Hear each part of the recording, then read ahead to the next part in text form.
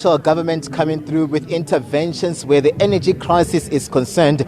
Premier Panyaza Lesufi wants a clean slate from the 1st of January 2024 where installed meters are concerned, doing away with illegal connections as well, doing away with the debt that Eskom has or Gauteng has with Eskom where the municipalities are concerned. But he's also talking about just bring everyone on board where the infrastructure protection is concerned. Also a project started in Merafong, a solar project that will come through and mitigate where the energy crisis is concerned. They're talking about 1.2 billion rand that has been set aside to ensure that there is a move where this is concerned. But he is saying that he's not going to be able to do it alone as a premier and as Gauteng alone, but they're looking at various stakeholders coming under the spotlight, roped in here to ensure that this becomes a reality. I'm going to bring in an energy expert, this being Samson Mampweri, who'll just let us in on really his impression on what the Premier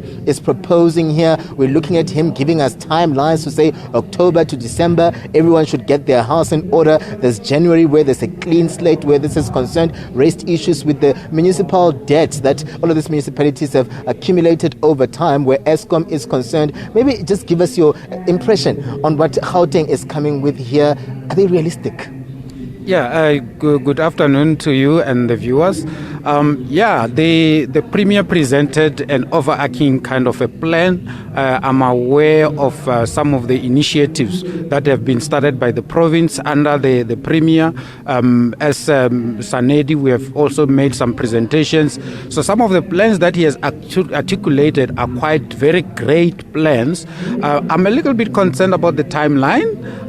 The timeline is not very much realistic, but it's a good start, and he was very clear on issues of the illegal connections, regularizing those illegal connections, allowing the people with illegal connections to be legalized, which is quite important because if you look at the landscape, we've looked around across the province, most people who have illegal connections are not necessarily people who can't afford electricity. They are paying the people who are actually doing these illegal connections on a monthly basis. So they are able to pay, some of them are able to pay for this electricity.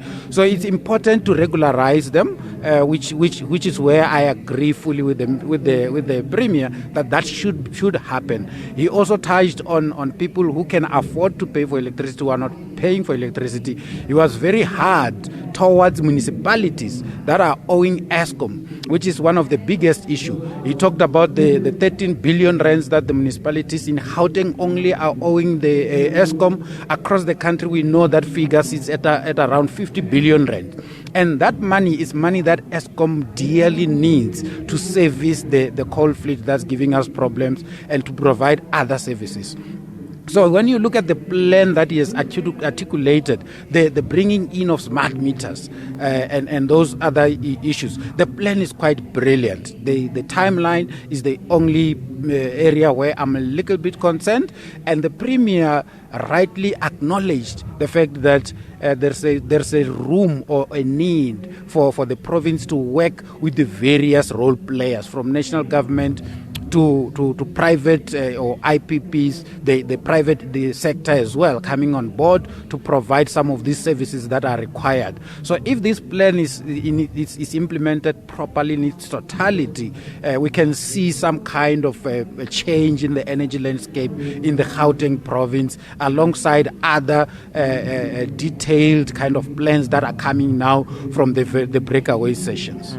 And just finally, before I let you go, we know very well that central to what has been happening is an economy that has not moved over time. And all of these interventions are meant to cushion the economy. And Gauteng is a big player where the country's economy is concerned. How important is it that we mitigate expeditiously so for the economy, looking at the fact that over time we've seen that gap that continues to widen? Yeah, that's quite an important one because we know that the economy is fired through the energy that comes from the power stations, the Eskom power stations and all the other power stations.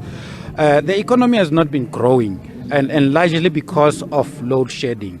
We've lost quite a lot of money, up to 500 billion rand per year that we're losing, and that comes with job losses.